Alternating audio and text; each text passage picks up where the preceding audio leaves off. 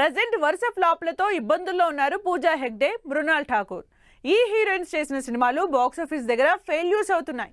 దీంతో హిట్ కోసం ఒకే సినిమాని నమ్ముకుంటే ఇప్పుడు అది కాస్త చిక్కుల్లో పడింది. మరి high జవానీతో Ishq Hona high cinema latest controversy ఏంటి? అసలు ఇంతకీ జూన్ 5న ఈ సినిమా బాక్సాఫీస్ ముందుకు వస్తుందా లేక మళ్ళీ వాయిదా పడుతుందా? బీ టౌన్ లో సక్సెస్ కోసం ఎదురు చూస్తున్న హీరోయిన్స్ పూజా హెగ్డే, మృణాల్ ఠాకూర్ ప్రెజెంట్ సిచ్యువేషన్ దాదాపు ఒకేలా ఉంది.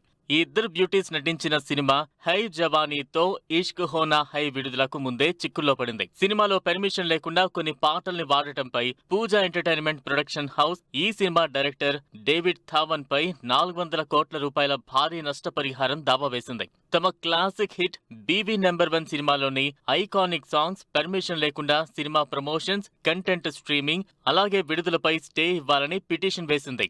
బాలీవుడ్ లో ఇప్పటివరకు ఒక్క హిట్ కూడా చూడని పూజా హెగ్డే, మృణాల్ ఠాకూర్ హే జవానీతో ఇష్క్ హోనా హై సినిమాపై హోప్స్ పెట్టుకున్నారు. ట్రయాంగిల్ లవ్ స్టోరీగా డేవిడ్ థావన్ తెరకెక్కించిన ఈ cinema promotional content B town జనాల నుంచి మంచి రెస్పాన్స్ అందుకుంటోంది. రీసెంట్ గా మేకర్స్ విడుదల చేసిన ట్రైలర్ కూడా సినిమా సక్సెస్ పై పాజిటివ్ హోప్స్ జనరేట్ చేశాయి. అయితే ఐకానిక్ సాంగ్స్ కాపీరైట్ ఇష్యూతో సినిమా రిలీజ్ ఏంటనేది డైలమాగా మారింది.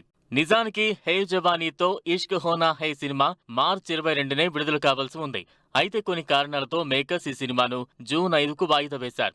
ఆల్రెడీ రిలీజ్ విషయంలో ఒక్కసారి వాయిదా పడిన వరుణ్ ధవన్, పూజా, మృణాల్ సినిమా ఈసారి తప్పకుండా బాక్సాఫీస్ ముందుకొస్తోందని ఎదురుచూశారు అభిమానులు.